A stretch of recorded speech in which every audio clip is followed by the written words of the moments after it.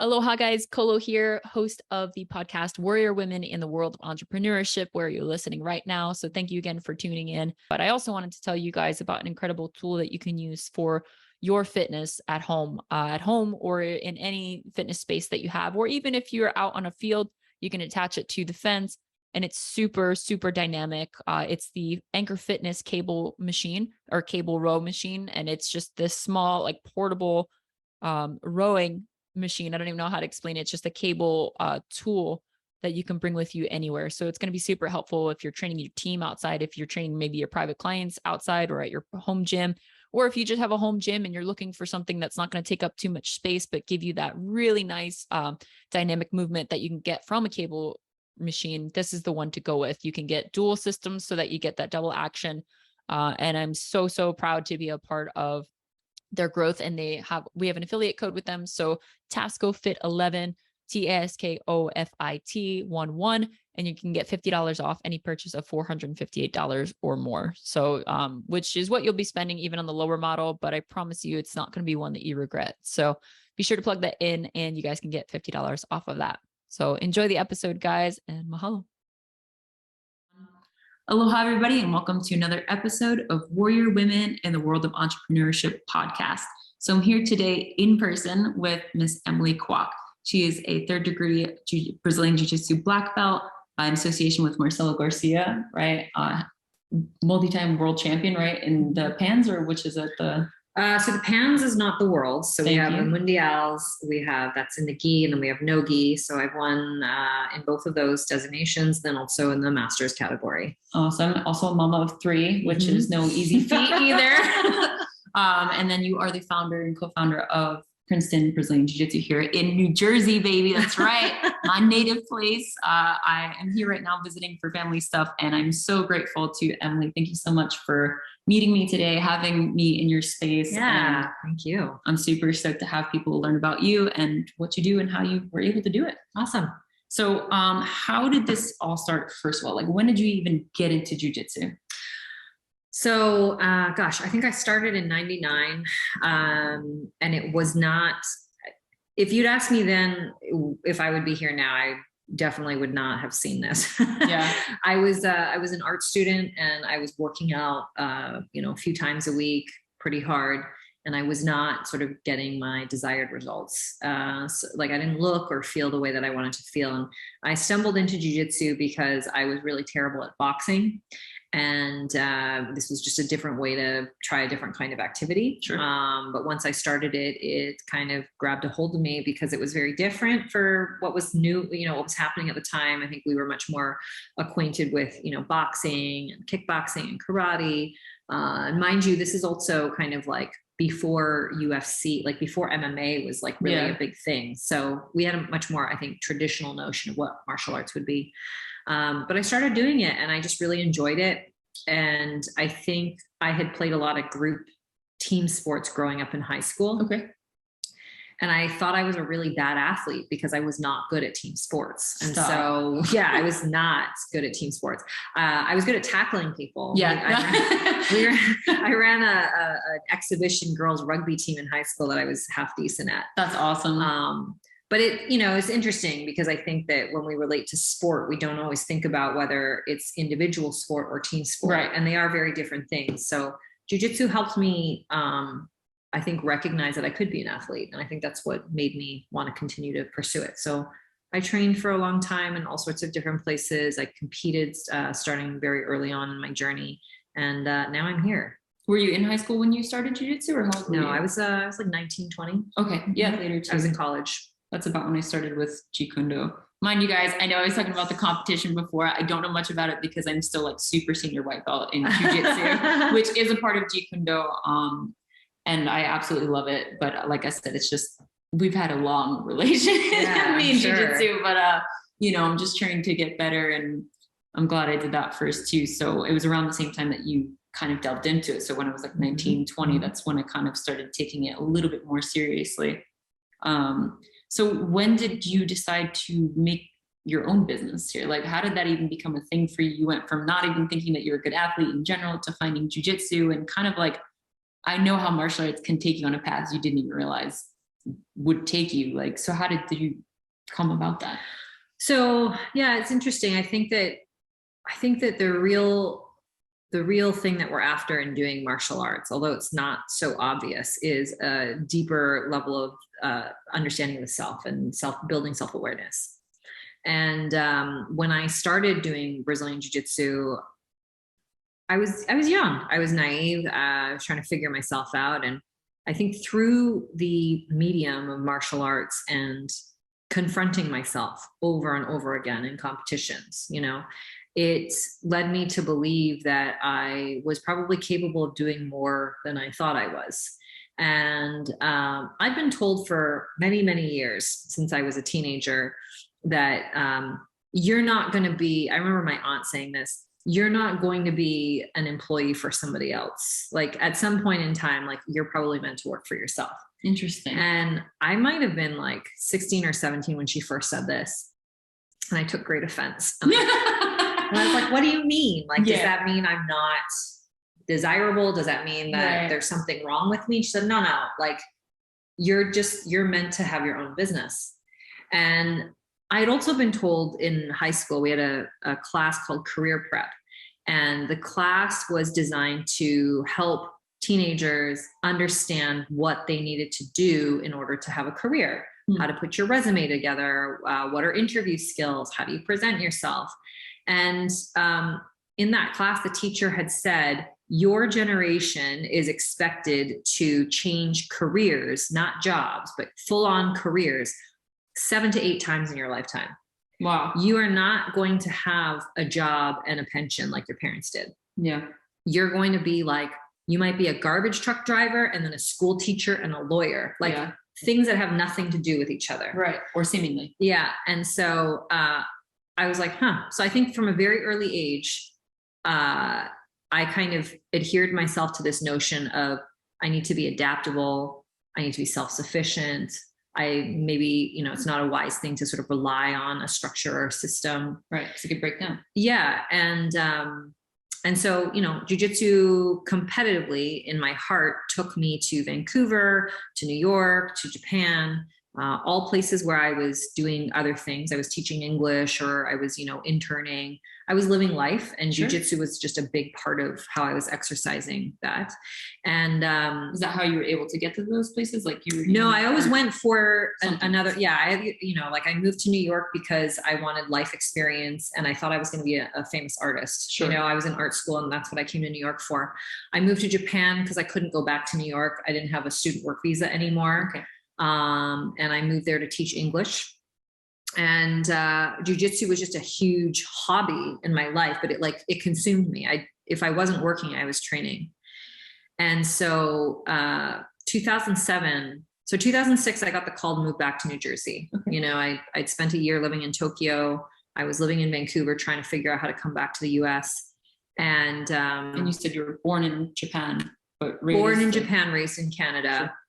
And in case some of your listeners don't know, Canada is really a different country. I swear. So you can't just come here. It's amazing how many people think, well, but you're Canadian. Can't you just live here? I'm like, yeah, but you can't just like assume all the services and work here without doing things properly. Right. But even up until I don't know, maybe 15 plus years ago, I remember when they changed it to where you needed a passport to get into Canada. Yeah. But you didn't for a while. Like you just needed like your license. But then after that, they were like, wait a minute, we also realized we're a different country. Like I get a lot of people that ask me, they're just like, but you're Canadian. Why do you have to have a visa? And I'm like, really? It's a work visa. I need to have legal entry to work, not just be here.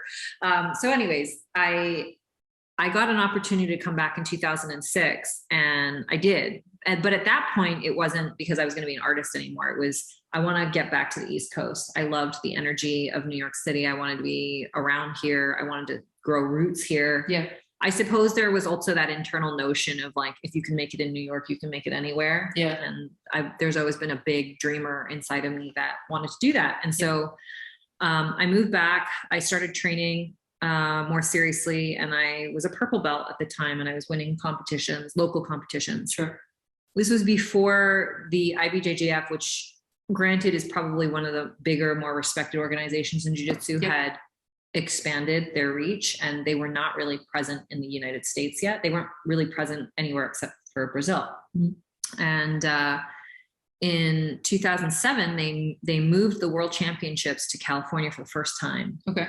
And so I was prepared to go to Brazil that year, but they happened to come to America. So I was a brown belt. We were fighting brown belts and black belts in the women's divisions had to fight together. There weren't enough of us for them to split the divisions. Right. So that year I won the World Championships as a brown belt in a black belt, brown belt division. And after that, everybody was like, oh, when are you going to do this full time? It's kind of amazing. And despite what jiu-jitsu is looking like now in terms of the maturity of the sport and the industry that is now available, that exists, 2007, I mean, I call myself like the last of the hobbyists because like in that era, there were no career options in jiu-jitsu. Right. Like, people barely knew about it. Yeah, it was a very emergent sport. They're trying to bring it outside of Brazil. Yeah. There were a lot of things that just prevented it from being what it is growing into today. And so I thought, well, I'd love to make it full time, but I just don't know how to do that because financially, you know, there's a lot of implications there. Right. And I had always kind of been raised to value sort of a white collar life. And so ditching whatever white collar path that might've been ahead of me for jiu-jitsu was kind of like, you're really going to do that? Yeah. Throwing your life away. Yeah. So your parents. In 2007, after I won Mundials, I was asked to be the program director of the school that I was training at. Okay. And so that was in New York City. That was in New Jersey. Oh. And so I accepted the offer after declining 3 times. Because I kind of knew that it was going to put a different kind of pressure on me. That I wasn't, I wasn't sure that I wanted to do that because, you know, when you're a practitioner of something and you're a student of something, you can kind of be very selfish about consuming and like learning and evolving. But once you take on a role where you're now a teacher or you're an administrator, there is now a different relationship to that thing that you love. Right. Plus, I was pretty certain at the time that the people that I was involved with were not necessarily mentally stable. And so I was just kind of like, man, I don't want to get involved in something that could turn into a big hairy bug. Right. And so I took my time making that decision, but I eventually took the plunge because I needed to change my work visa status. I wanted access and I wanted the opportunity. And also it really hadn't been done before, you know, as a female jumping into this. So I tried it. How old were you when this happened? 27. Okay. 27. And I left a burgeoning career in like event and logistics management, you know, so I was working for a pharmaceutical company that planned events and conferences for large, you know, like large pharmaceutical companies. Yeah. And I was enjoying it. But I was not enjoying the fact that it pulled me away from what I love doing. Right. So having to travel for a week or 2 at a time and living in hotels and running around and drinking and eating and, you know, that was not my idea of a good time. Right. And I got really involved in training. So I decided to make that shift and I became a program director for another school. And it's interesting, like what you can learn when it's not on your own dime, right? So if you're going to learn something, it's sometimes better to do it under somebody else's guise because then it's not an investment that you have to make, but you can learn something from it. And so that's kind of the way that I approached the opportunity. I was like, you know what, let me learn about this inside out. There's a lot of things here that I wouldn't otherwise be exposed to. Right. So I took the opportunity on. I got a lot of good and a lot of bad from it. Yeah, we were talking about that earlier. But you know, I learned a lot of what not to do. Yeah. And I observed, you know, I was able to observe things that I agreed with and did not agree with. And internally, you know, had to come to rest with like, well, would I do it differently? This is not my business. So it's not my place. Right. And from there, I met Art Kynes, who's my business partner in my school now. He was a black belt there and we became very good friends. And one day he was like, you know, listen, if you, like, once we're beyond this place one day, like if you ever want to open a school, like I want to open that school with you. And I was like, okay. And so a couple of years later, we had both had rather contentious departures from the organization that we were part of. And we decided to open our school, which is where we are right now, which is Princeton Braziiian Jiu Jitsu. And,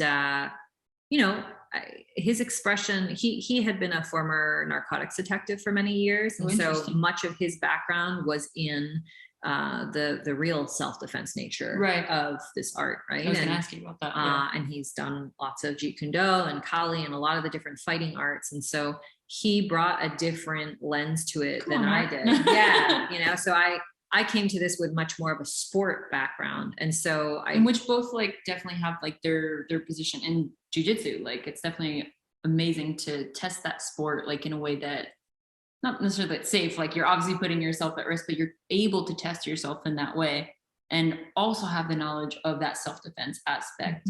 It's hard sometimes though, because you can get caught in like the sport aspect or like vice versa, the other one, like when you're doing sport, you're like still thinking like self-defense and you're like, wait, shit, I can't do that.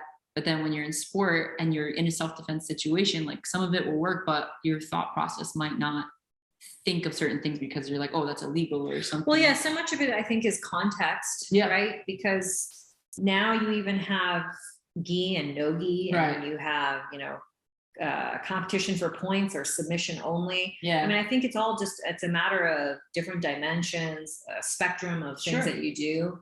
But nonetheless, like what he had to offer and what his strengths were complementary to mine.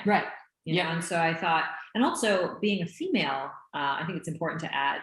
In 2010, jiu-jitsu is still, even though it's much more popular now, it's still kind of like a fringe, not so mainstream sport.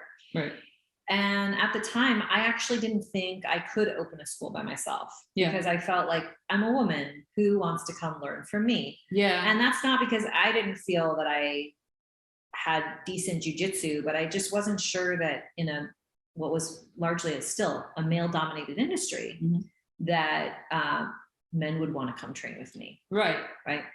And so there was some security in knowing, well, if I partner with a male black belt, then we kind of have the best of both worlds.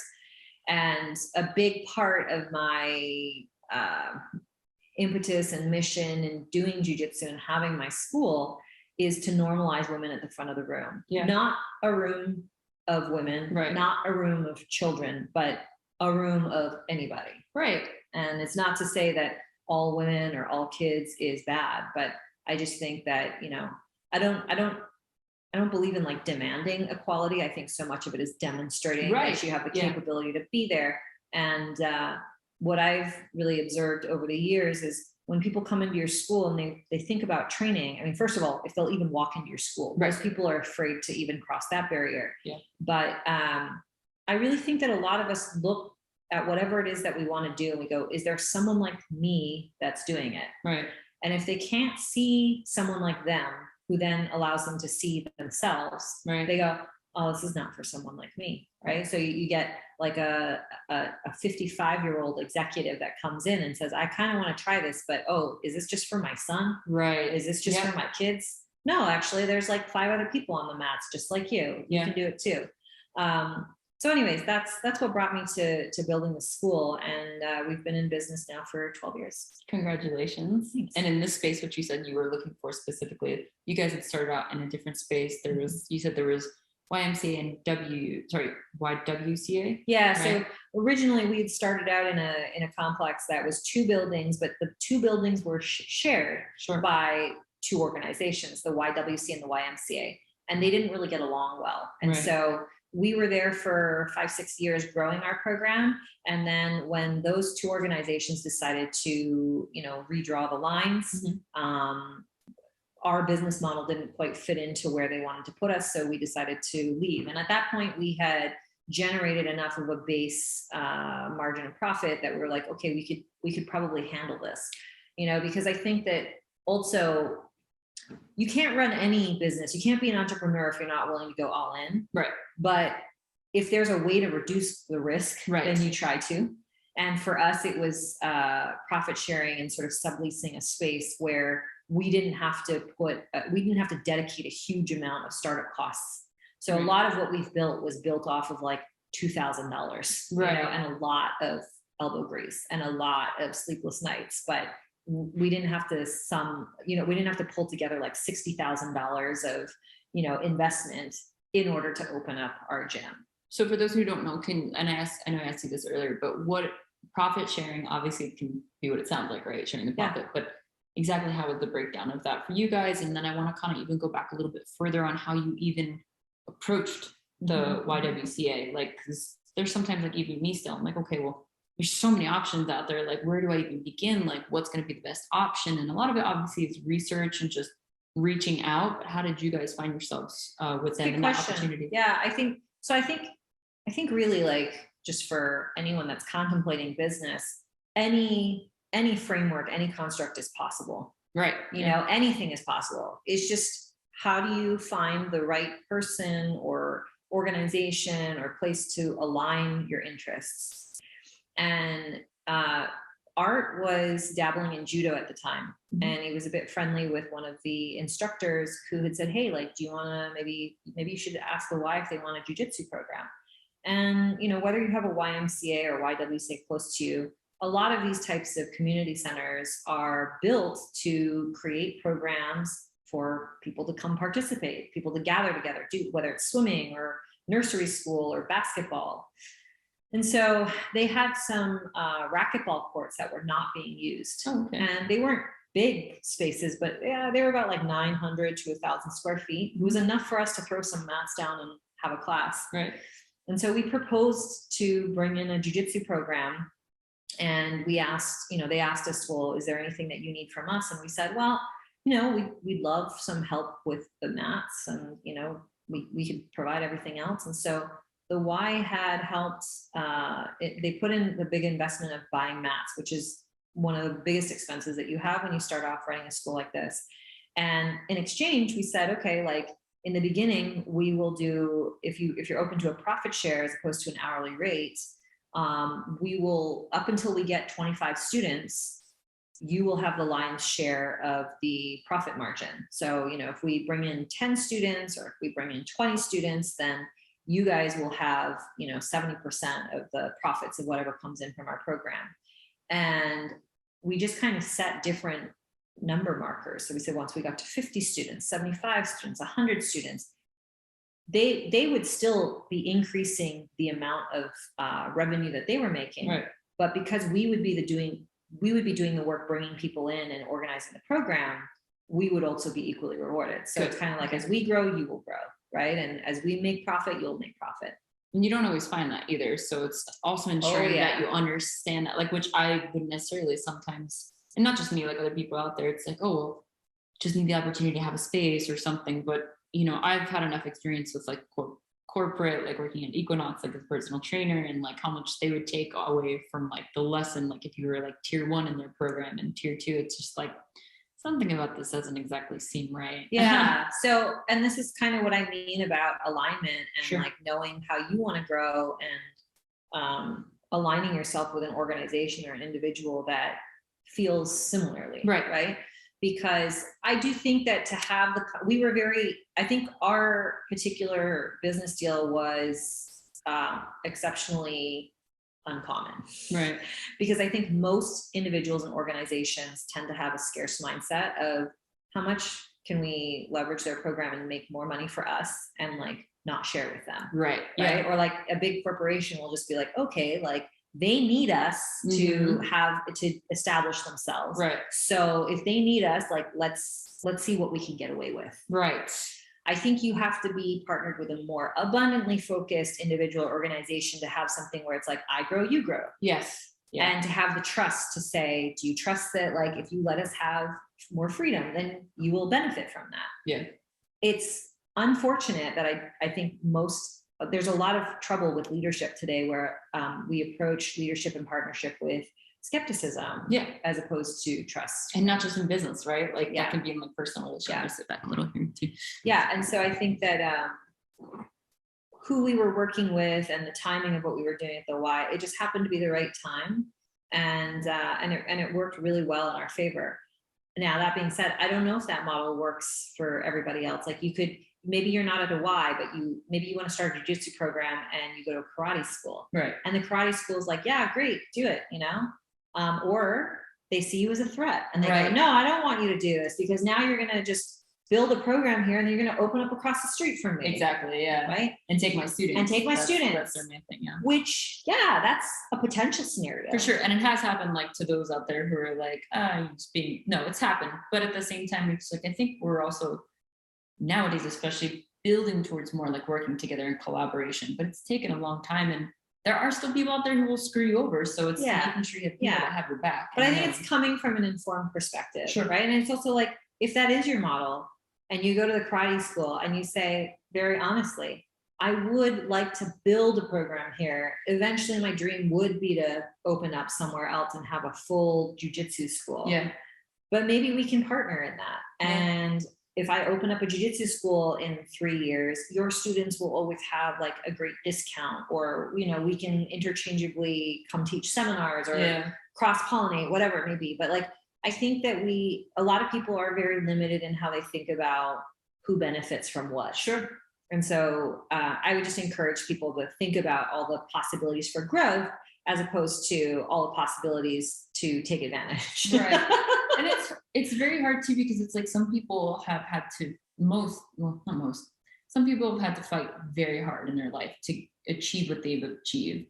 Not saying anybody else hasn't, but like those people like are, I think, naturally a little more, not vicious, but in a way. So they're going to hold on the best that they can, even if they're trying to grow.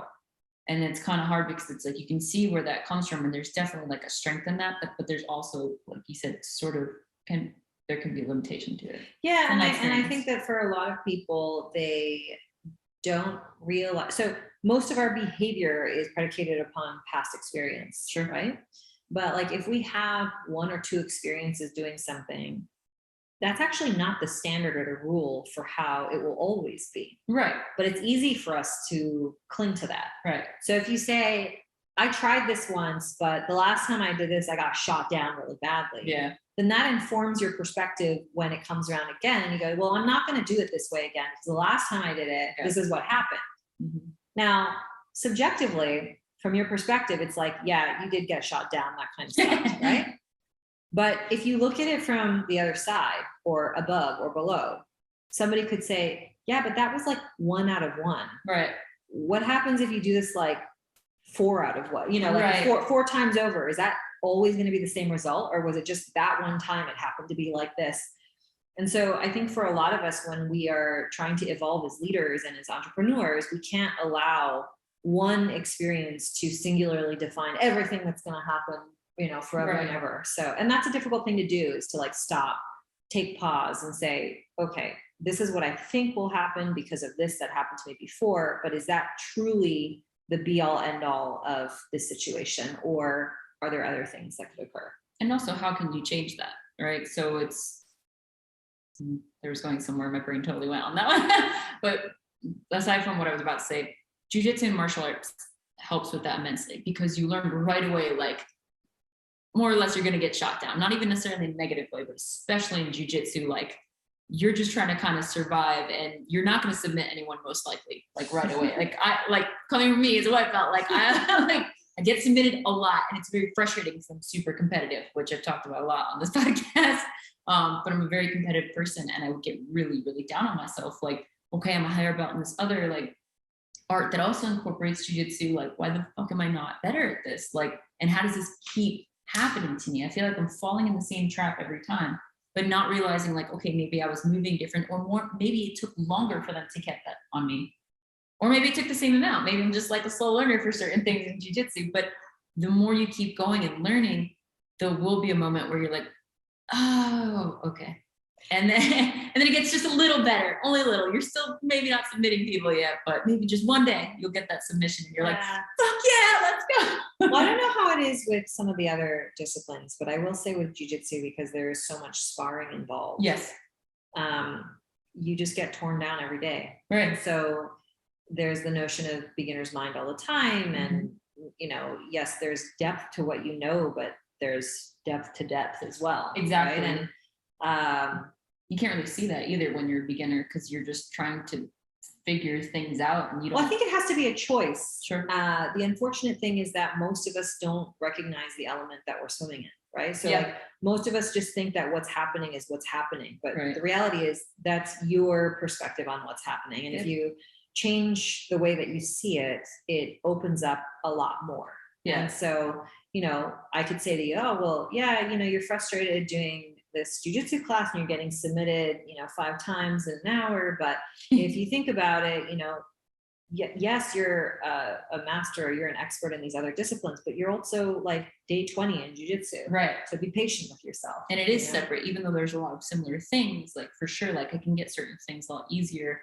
It is different, and you have to respect the art and also the lessons that you learn from it. And that's when you kind of just realize to put your efforts in, but just have fun. Know you're going to get submitted and be okay with it, because be okay with it in a sense of learn from it. So, okay, this is where I keep getting, and just try to grow. Ask your instructors. You know, Emily's an incredible instructor, and I'm sure she's got incredible instructors on the roster here. But yeah, so martial arts, definitely get into it if you have not already. And it's not necessarily for everyone, although I think it is, but I think in a certain time frame it can be, right? But well, I mean, you know, in jiu-jitsu we have a funny saying, leave your ego at the door, which is commonly said, and I think as I've grown, I don't believe as much, because the intention behind the saying is don't fight everybody like you want to kill them, right? Like you don't have to win every match, right? But the reality is, if you don't show up with some ego, you're just going to get beat all the time. Right. There has to be the desire to improve or win, or whatever. Yeah. But I think for myself, I've related to that statement, and I've slightly altered it, and I sort of said, learn to manage your ego. Yeah. Right. Because that's really what it is. It's painting, developing, observing the spectrum of how high or low your ego can go. Sure. And then figuring out how you grapple with that as someone is, you know, handing you your neck, or, you know, breaking your ankle. A lot of times I see injuries occur in jiu-jitsu, not because it was the opponent that did it to you, but it was because you yourself could not let go of the moment. Has that happened? I'm sorry, I didn't hear anything you just said the last minute. Yes.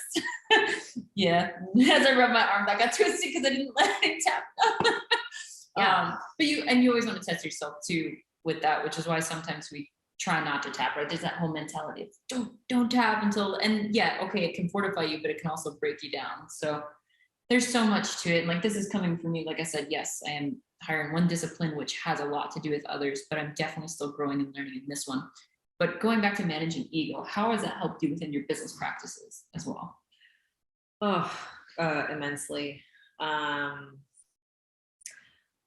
think what jiu-jitsu as a practice has helped me learn is how to, you know, with every technique, with every competition, with every movement, it helps me develop, you know, a new skill set, expand what I understand, be able to do more, be able to feel more. And so I kind of see who I am and how I operate as like this ever growing circle, like, or orb of energy, if you will. Yeah. And in any given business interaction, whether it be with my business partner, because I have a few, or it's me as my own entity engaging with another business entity, I always think of how to embrace and absorb someone else's view and perspective, so as to be inclusive of their thoughts and ideas, and think about how I can complement, modify, align myself with what they're thinking as well, as opposed to seeing the other person or my partner or whoever it is as like the opposing force. Sure. So I think what that does in any sort of engagement is, if I say, well, so-and-so is very limited in how they see this opportunity. Sure.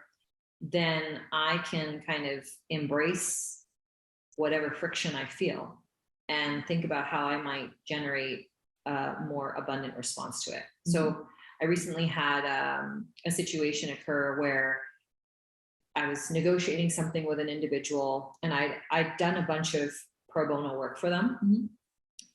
And when I did the work, I never said it was work. I just said, oh, you want to do this together? Let's do this thing together. Here's what I can do for you. And so I just went and delivered, let's say 4 or 5 items pro bono, which I could have charged for, but I didn't. And later on down the line, we were trying to coordinate another thing to do together. And I said, well, would you be willing to do this thing pro bono because of the other 2 occasions where you got paid and where I did all this other work? And they're like, yeah, no problem. Cool. Felt like a good exchange. Right. About a week later, I get a message back saying, hey, actually, do you think we could change that? And could we be paid for it? Because this is what we have to offer. And I said, cool. I was like, I can pay you, no problem. If that's what you want to do, we'll move it to this other time and let's do that. I said, but I also just want to say, like, I've done this for you and I didn't charge, and I did that for you just to be generous, and I made this connection, and I never asked for a cut, and I provided this, and if we want to do that, that's totally fine. I prefer to work with a little bit more of a abundant spirit if we're going to be building something together. Right. But if you want to make it a little bit more transactional, totally cool. Let's do that. I'll bill you back for all this other stuff that I did. Yeah. And then they were like, oh, like, actually, you know what? Totally cool. Like, let's just keep it the way that it was. Yeah. You know? And so, of course, there was a part of me that was like, what? Like, they're reneging on the offer. But yeah. I really tried hard to have the self-control to be like, okay, let's not make this about them, because they're entitled to feel the way that they feel. Let me really understand what I don't like about this situation. Right. And let me see if I can present my case in a way where they might be willing to hear me. Right. So I think a lot of times when we negotiate with people, or I'll call it even confront people, because essentially when we're fighting even a sparring match, we're confronting somebody all the time. If you come and you clash with them, they're going to clash with you. Yeah. Right. And so I think the art of jiu-jitsu has really taught me how to be the yin to the yang, or how to embrace it more holistically, so that I avoid those points of conflict and hopefully arrive at a more productive, place in terms of making progress. Yeah. Just sitting on that first.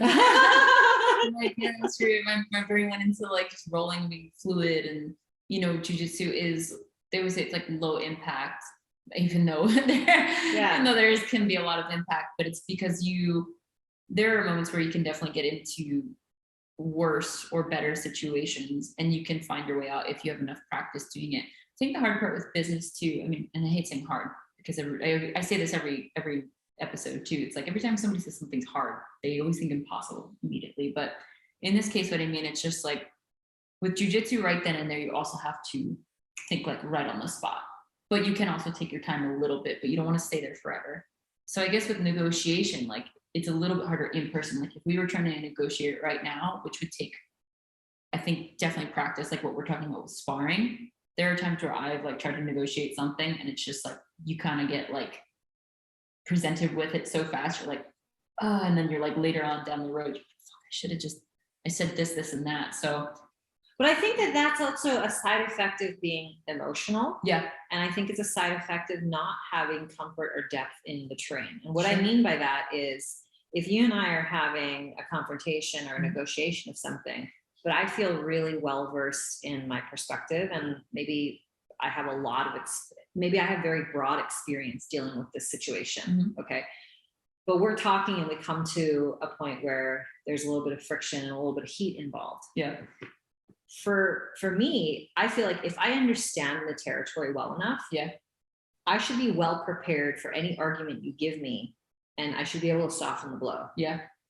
Where I feel like most of us go wrong is that when we start to feel that confrontation and that energy get a bit heated, if we have a lack of understanding or perspective or depth, if we don't know the terrain as well as we should, then we start getting defensive. Sure. And that's when I think things can sometimes escalate. So like every time I start feeling that inside of myself, I just go, Emily, like, you can do more. You can feel more. Like what is happening here? And like, how do you absorb this so that it doesn't blow up in your face? And sometimes that takes a lot of patience and tolerance.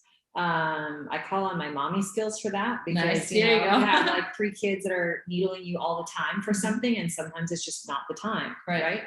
But I think that developing that tolerance and that patience with your own feelings and sort of being like, I can sit with this, I can take it. I can walk away from this conversation, come back with better answers, or I could just blow up in this person's face, right? How long did that take you to develop, or was that something that you kind of inherently had, or no, through jiu-jitsu you learned more obviously to do that, but like, what is your preparation for that? Obviously you said if you're uncomfortable with the territory, it's going to be harder. So how do you get comfortable with someone else's territory? So I think that the practice of jiu-jitsu is a physical practice. And when I work with clients, a lot of the times I really advocate that they develop some sort of physical practice with their body. Sure. I call it sort of developing your somatic intelligence, because it allows you to exercise things that you encounter in your I don't know, day-to-day life. Sure. But it allows you to engage and practice conflict that you can't always practice in real life. Yeah. Right. So we might be having a nice conversation, which also translates in my mind to us having a nice fluid roll, roll being like a sparring session. Okay. Maybe we get a little bit heated. Our roll translates as something that's a little bit more aggressive and like, you know, bony and painful, right? So like the physical practice allows you to express things in a very tangible way. Because for me to express, like, sometimes the frustration's not really there. Sometimes we just imagine it. Yep. But in a roll, it's very real. Like you feel it, right? Yeah. And so when I think about how to be more in my own jiu-jitsu practice, whether that's acquiring more skills, doing particular flow drills, or understanding transitions better, I try to acquire a level of comfort with what I'm doing, and I make it subconscious so that in a heated moment, I'm well equipped with a lot of tools to address a situation.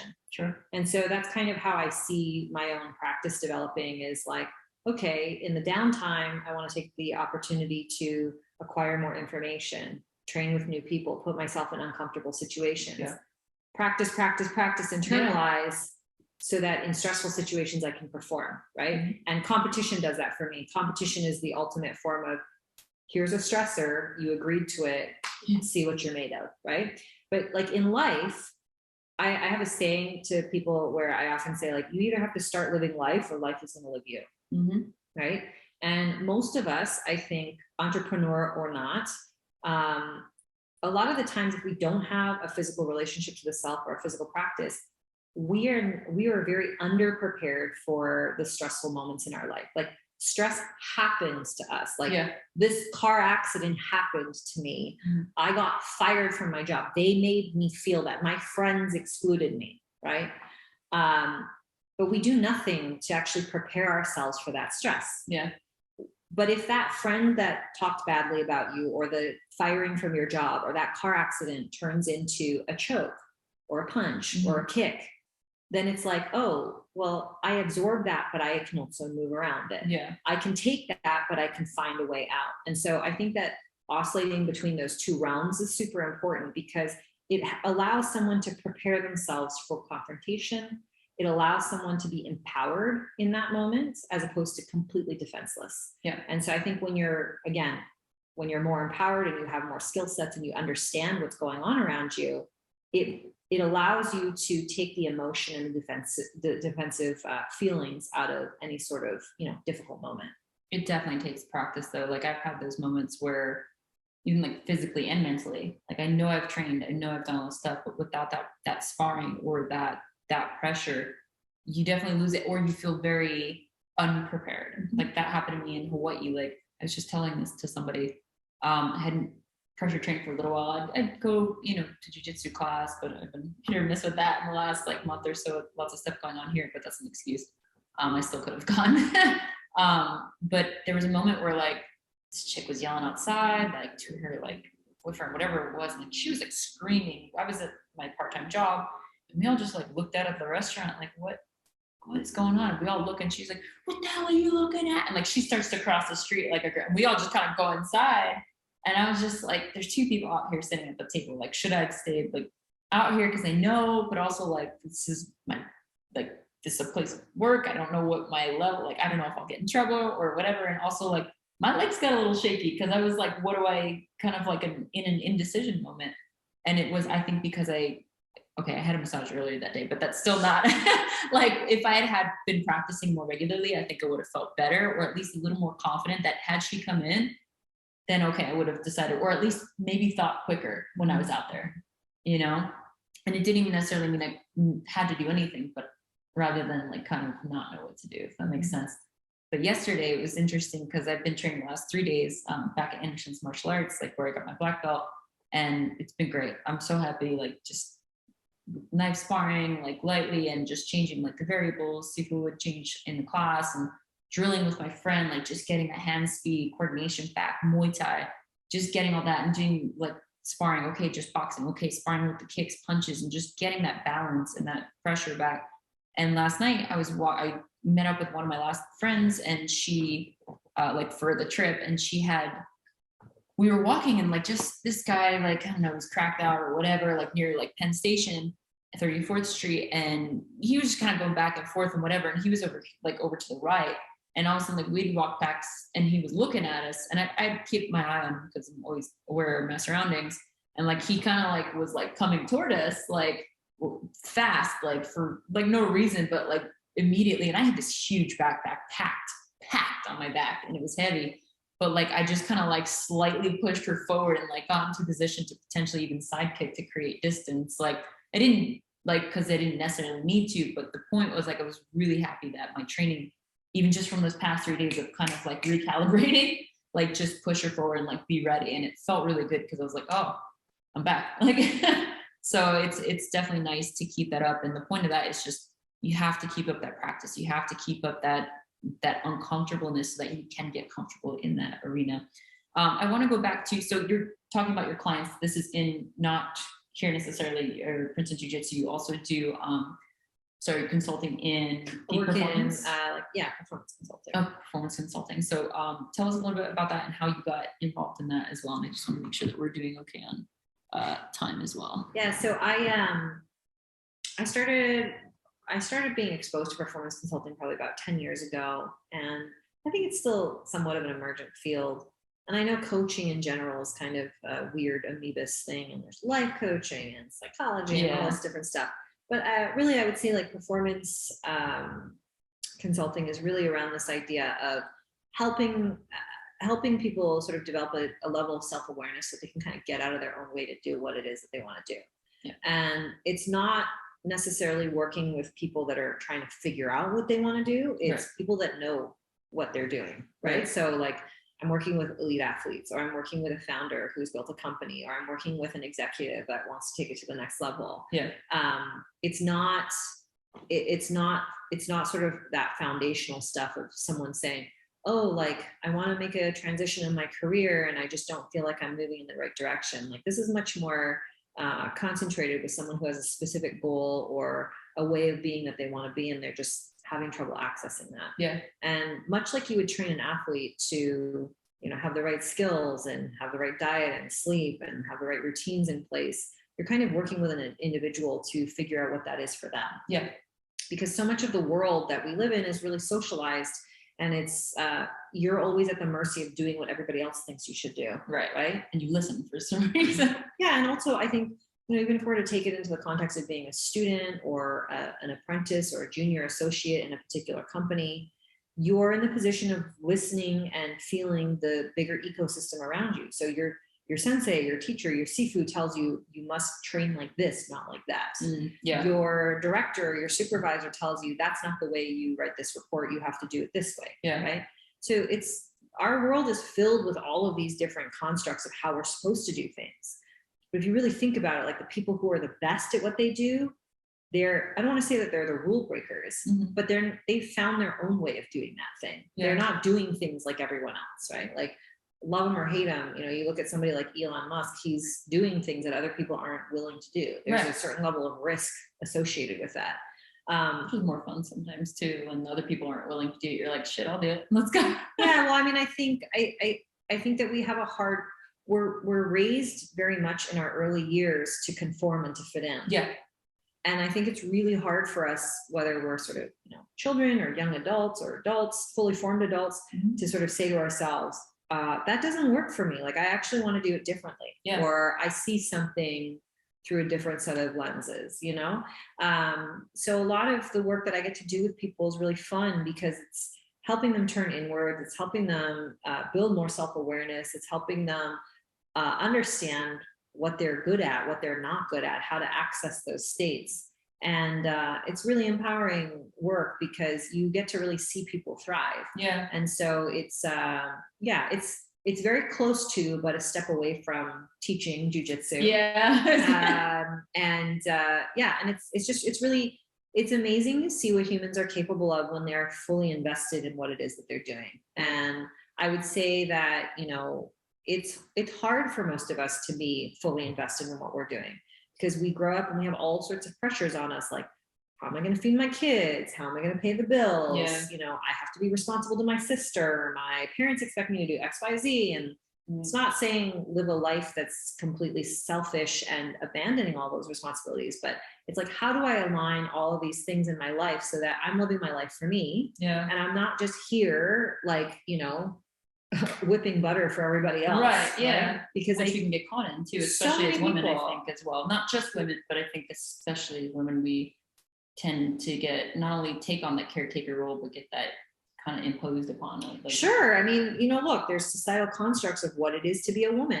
And a woman shouldn't want to have a career. They should want to have children and, be captain of the homestead. A woman shouldn't speak out too much. A woman shouldn't do X, Y, Z. And so it's just so interesting when you express yourself in a more authentic manner, right? Sure. So like, I'm more of an entrepreneur and a business person and a director and a whatever in my house, right? And so like one of my husband's favorite stories is, we went to a car dealership to buy a minivan, and once the negotiation started on the sticker price, came on. I left.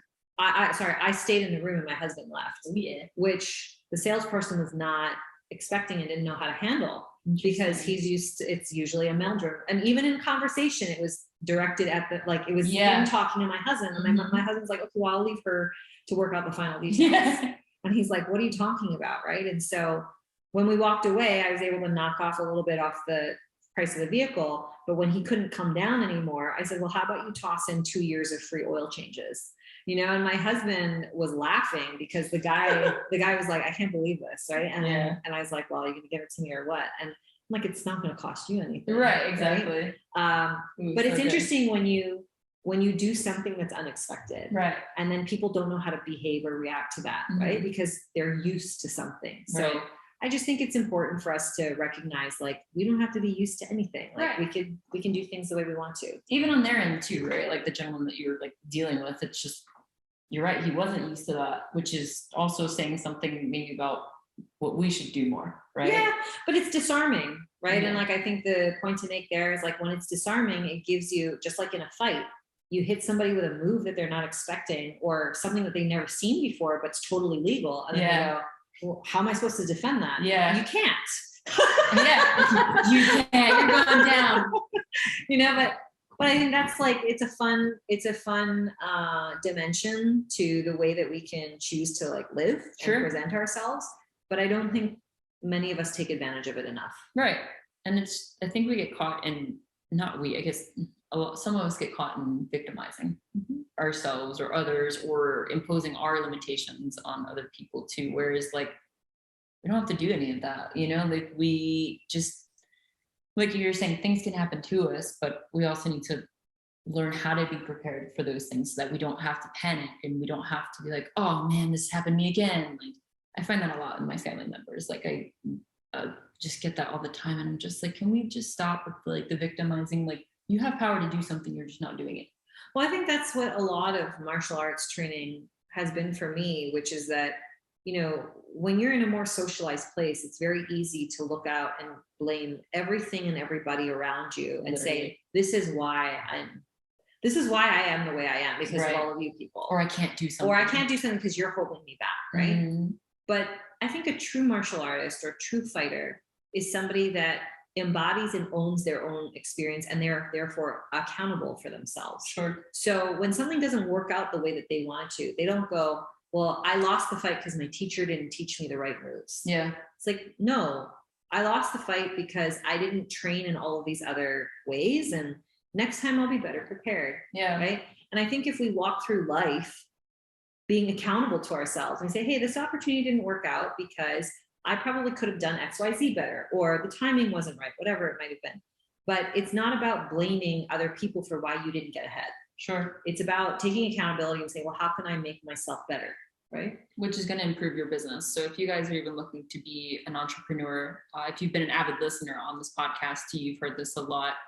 Where was I going with this? Oh my God, I don't know why this keeps happening to me. It's been a long trip. It's been a long trip. There's been a lot of things happening. Oh my God, I can't even believe that just said. We're going to edit this out. Or maybe keep it just for fun.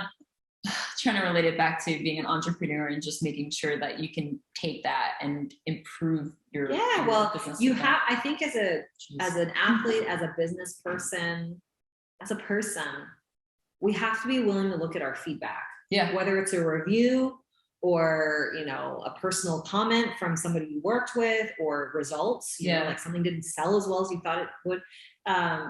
It's interesting to me as a teacher, how many people are afraid to look at their own feedback. How many people, I'm like, how about we record this session so that you can see what you're doing, so that the things that I'm telling you, you can see when you're not doing it. Yeah. Like, I don't want to put myself. It's like looking at your bank account. You're like, I don't want to know. I don't want to know where it's at right now. I hope it's somewhere. It's a very scary thing for people. And I think that a lot of it comes from, I don't want to see things that I don't want to see. Right. Right. When I tell them, look, it's a valuable tool. If you would stop fearing the feedback, you could see that this is a jumping off point for you to see, okay, well, where am I and where do I actually want to be? How far away am I from making that mark? Right. And the reality is most of us have been trained to just keep moving and to never look back. Right. And I think that we're doing ourselves a disservice. I'm not just saying this because I've never feared feedback myself. There used to be a time, and it's still difficult to receive authentic feedback. Sometimes you really don't want to hear or see the hard things. Yeah. Right. But you grow from the hard things. Like I've said to people, they're like, oh, what's it like to be a world champion? And I'm like, winning is good, but winning only reinforces the things that you're doing. It doesn't actually paint any perspective on what you don't know and what you're not doing. Right. I was like, I've learned way more from my losses, because my losses have told me, did I make a stupid mistake, or was I outclassed? Right. Is there something I don't know? Where am I falling short? You don't get to see that a lot of the times when you're just winning, because you're just reinforcing behaviors that work, but it limits your ability to see other gaps unless you're very consciously attuned to it. This is why I'm a huge Mets fan, because they have a lot of learning that they've been doing lately. No, but it's true. It's like, definitely having that time. Obviously you want to win, and it feels really good to win, but it's also important to learn from your losses. Exactly what you said. But if you have to understand to learn from them, not just be aggravated by it, you also just can't live in a glass tower, right? Like if you just do one move and you're really, really good at doing that one move, I call those like blue belt, black belts, people who early on identify a system of movements or things that they do that are high level execution, right? Like high percentage. Great, do that for a while. But like, that's not going to take you to the highest level at black belt. That's not going to take you to the highest level as a world champion. Because everybody else will eventually read your game. Everybody else will have a response. Everybody else will train to break you apart. And you're just going to hold on to what you think you know. Right. Which is always evolving, right? So if we don't open ourselves up to that, I think we stand to really isolate ourselves and limit what is possible. Which is going back to managing the ego. Yeah. So I'm sorry, I know we're winding down on time, and I definitely want to be super respectful of your time. But we're going to keep going now. But just a few more, because I know, so obviously you have Princeton BJJ, you have is this your own consulting business? Or so I have my own consulting business, and I also work in partnership with another person or two. Right. So you also have Groundswell, right? Yeah. There's a bigger name to that. Yeah, Groundswell Grappling Concepts. Yeah. So okay. I own that group with Annette Stack, and really, it's nothing huge yet. But we've been in business for over 10 years, and it initially started as a women's grappling camp. Okay. 9 years, or in 2009, it was sort of, will there be women that show up if we run an all women's grappling camp? Yeah. Of course not. Maybe we'll get 5 people. Yeah. And 30 people showed up. And then we did it again, and 30 more people showed up.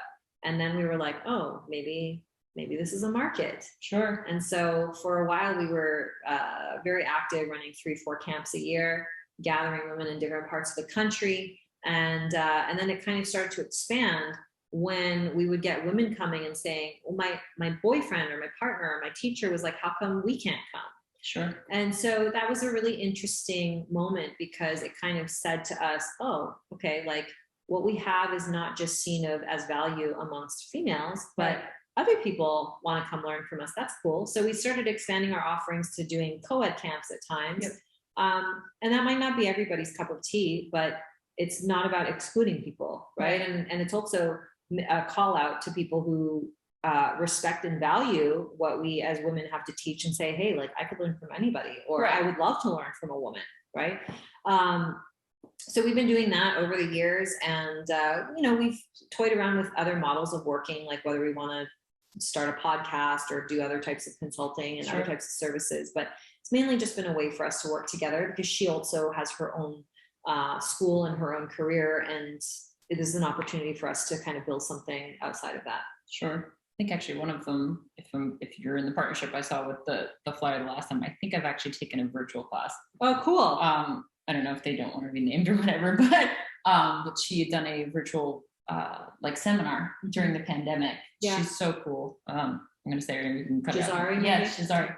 She's very cool. Like, I like her style, like just very smiley and just badass. Yeah, so. No, they're incredible. They're incredible women, and we all have a different taste that we bring to the table. So we're doing, the next thing that we're going to be doing is a camp in Panama. We're going to do some jiu-jitsu and surfing. So hopefully I love that. A different model again, maybe that's also like worth throwing in there, is like, when you're trying things differently, it's not like you might not have 100 people show up all the time, right? Because people haven't done it before. So I think sort of being generative in this industry is kind of always pushing the envelope, always kind of breaking the mold and saying, like, we don't have to do the way things everybody else is doing. Right. Let's try something different. Let's see how it works.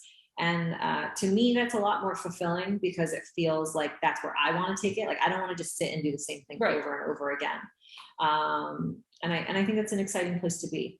Yeah. And there's plenty of room to, like, I've learned, especially lately, like I said, I'm very competitive and I'm a perfectionist, and I'm learning to curve each of those to better suit what I'm doing personally. But I forget, I think it was actually even April Parks, who I'd interviewed as well. And she's the one that actually, I think she talked about you when we were discussing it, and she's doing something similar with like her business Grappling Getaways, which you talked about. And it's just cool, because it's just like, you're building each other up, like you're going different places, there's different people, and it's understanding that you're not necessarily taking away the business, because the world is big. Like, you're in different parts of the world. Like, well, I also think that particularly amongst women, it's because there's been so much scarcity of what has been available to us. Yeah. So for example, I think it was an Adam Grant book that I listened to on Audible called Power. There's a whole chapter on women in power. Sure. And they raised the point that, like, let's say, I don't know what the stat is, but like female CEOs or female board directors, like there's just or board representatives, there's so few females represented in those top level positions, that for a long time, it felt like if you are a woman and you had any sort of stature or power, if you saw a group of young women coming up, instead of pulling them up the chain, they would do everything they could to cut you down, because they feel threatened. Right. They'd say, there's only one room for a female director. Right. So it's my spot, and like, you're not coming for this. Right. And that was largely my experiences. A lot of times when I had female bosses, they would see me as a threat. Right. And they would undermine me or take credit for my work. And I was like, I don't get it, man. Like, I'm here trying to build you up. Right. Because if I build you up, then maybe you'll build me up. Right. And Sorry. But I do think that a lot of women struggle with the notion of not seeing more of themselves in a powerful position. So then they see other females as a threat, as opposed to, hey, if I get up here, I'm going to open my wings up and make more room so that you can come in the room too. Yeah. And when you get up here, then let's take it to the next level. Yeah. I just think that there's so much that we as females have to offer in terms of how we lead. Sure. I think even in a jiu-jitsu room, which translates to elsewhere, being generally a smaller, weaker person, we design the techniques, we design our training very differently to be more inclusive of different sizes and different strengths, as opposed to if the class was being led by a 220-pound male, they might not, like, when I train, I will sometimes divide the room up and say, if you're under 160 pounds, you train over here. If you're over one, just to like make it a little bit more fair. It might not be 100% fair, but just to give people a little bit more breathing room. Yeah. Right? And I think as leaders, biologically, I think we're also wired to be nurturers. So we're always thinking about risk and is it worth this risk and how do we mix all these groups together? Right. I think, stylistically, that's a very valuable thing to have in organizational leadership because you want harmony in ecosystems. You don't want everybody like stepping all over each other. Right. So, I appreciate other females that are out there opening doors. Yeah. I love seeing all the other females that are leading camps, programs, building schools. Like, we should. And just because there's one more doesn't mean that, I said this in an Instagram post once, like, I don't have to be less for her to be more. That's great. Yeah. Right? I love that. Yeah. It's very true though. Like, it's like Starbucks and Dunkin' Donuts. They open up across the street from each other, but neither one of them is really suffering. Right. Like, it's just, sometimes people want a different look some days. Yeah. And again, that comes back down to managing the ego. If somebody goes to that school or that camp or that thing, does that make me feel bad about myself? Right. Like, or like maybe, they're betraying it. Like, it's, maybe it does, because maybe the only thing that you ever did was come to my school before. But I have to look at the abundance of opportunity and say, well, if you go to all these different places and you learn these great things, but you feel at home here, then we all kind of win for it. Yeah. And I just think that we're slowly getting to that point where as females, we are seeing more opportunities and more ways that we can engage and support each other, as opposed to what I think has typically happened, which is like cut each other down, right? Because we feel like there's not enough representation.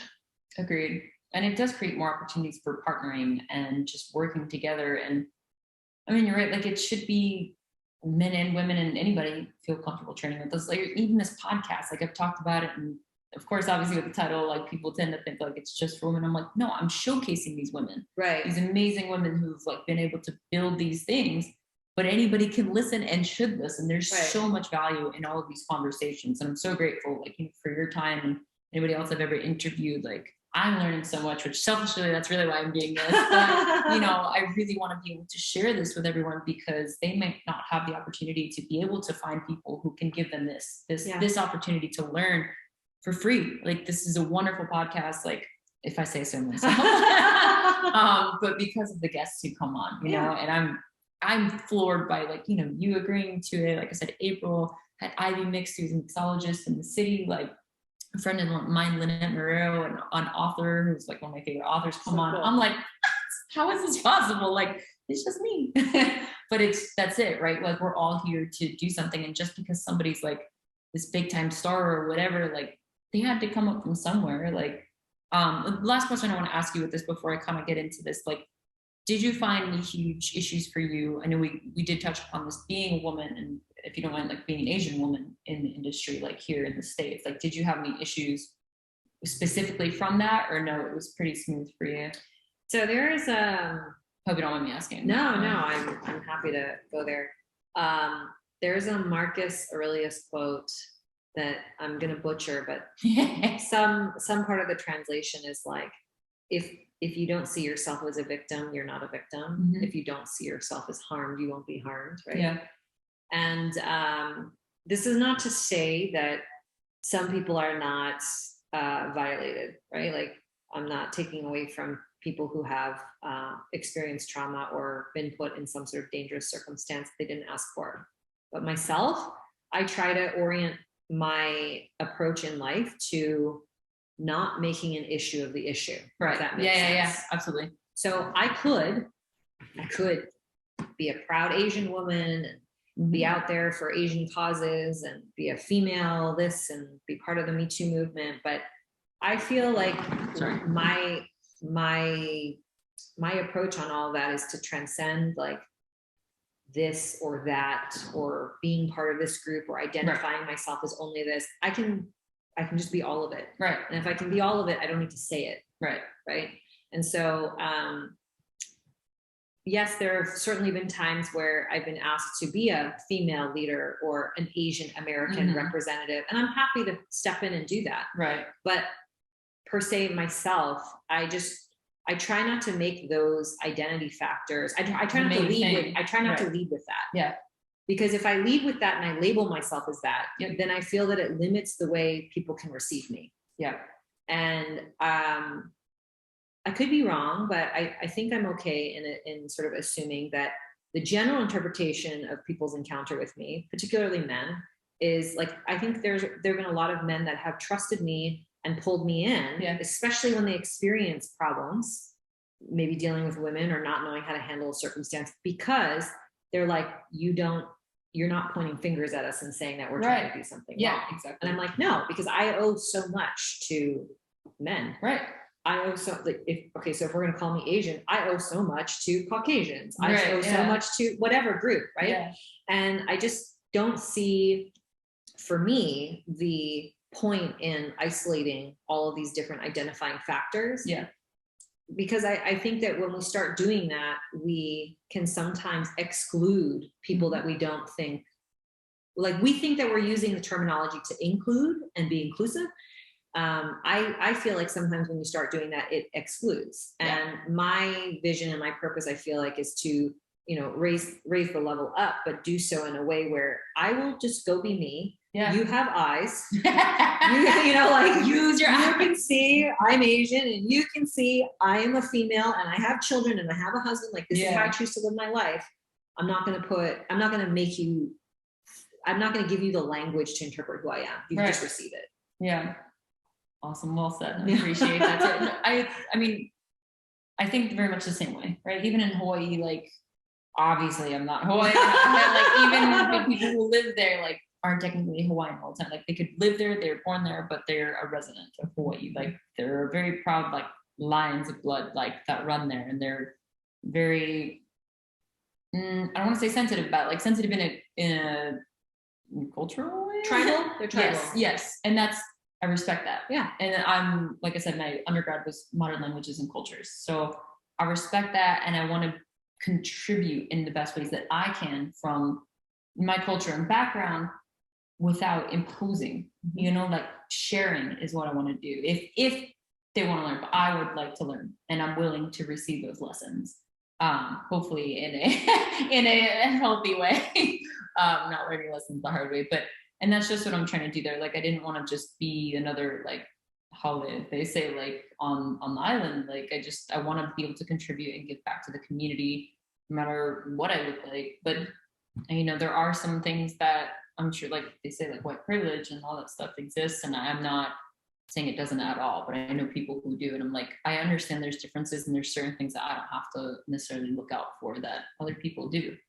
And I just, I also, like you, that, like, I don't want to make things, like, I don't want to bring it to the forefront. If that makes sense. I think for me, I feel much better about showing up and sharing a space with you than telling you how I want to share the space. Right. I think once we start doing that, it kind of divides us in a way, and it puts us on one side of the fence or the other. And I'm like, we don't need that today. No, like, there's enough tension in all of our different opinions and how we choose to live. Right.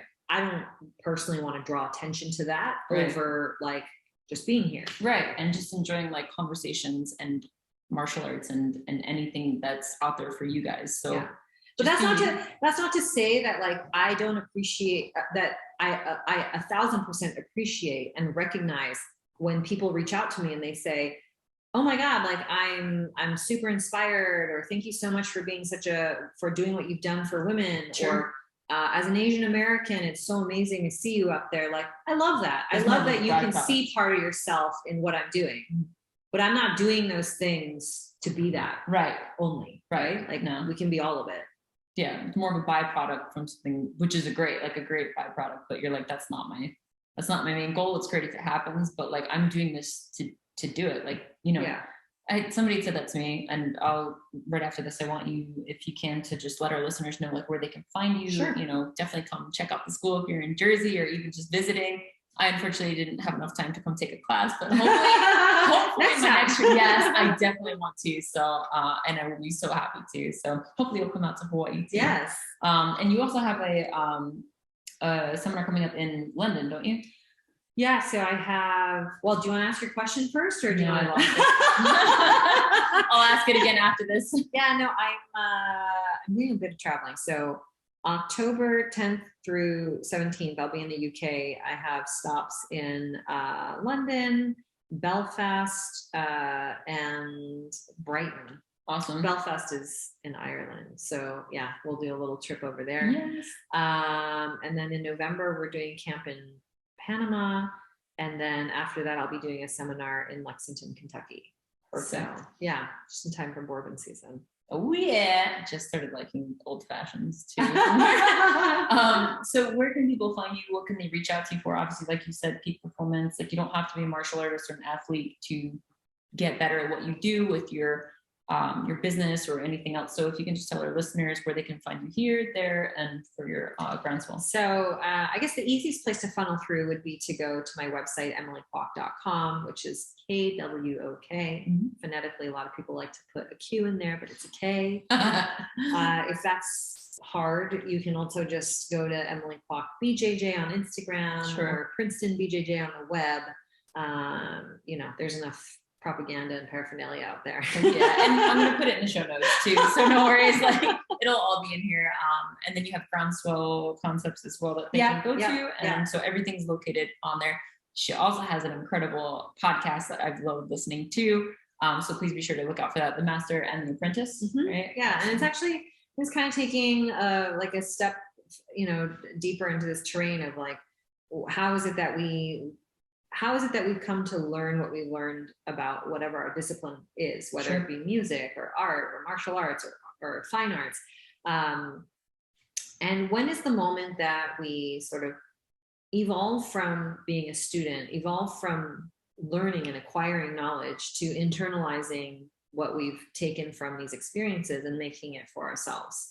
So I had the honor of speaking to a lot of incredible individuals who are performing, at the highest levels of whatever it is that they're doing. And it's really just a conversation and exploration of how they got there, sort of that in between. What was the transitional space like? Yeah.